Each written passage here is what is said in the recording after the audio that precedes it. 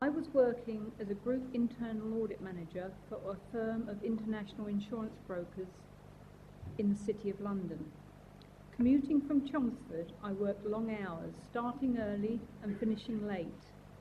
During a normal working day, I collapsed with a hemorrhagic stroke and was taken to the Royal London Hospital.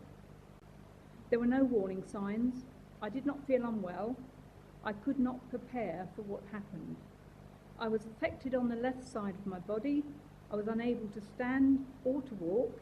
The impact was immediate for both me and my family.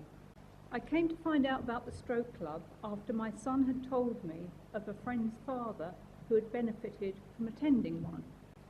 When I discovered how they operated, I immediately liked their approach.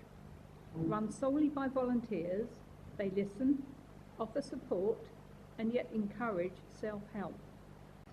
When I returned to work, I started later in the day in order to get a seat on the train. After a few weeks, I came under a lot of pressure from my employer to return to my longer hours. Outwardly, there were few visible signs of my stroke, but the reality is that nobody comes out the other side without some residual problems. A slightly slower rate of processing information, word retrieval and memory, a sudden onset of tiredness causing balance weakness, these things I experience at times. The Stroke Club offered to help me by writing to my employer to explain the effects of fatigue and balance after stroke. As a result, my employer allowed me to adjust my working day to avoid the rush hours. Without that help, I would have struggled to continue commuting. Everyone who suffers a stroke just wants to get back to his or her normal life.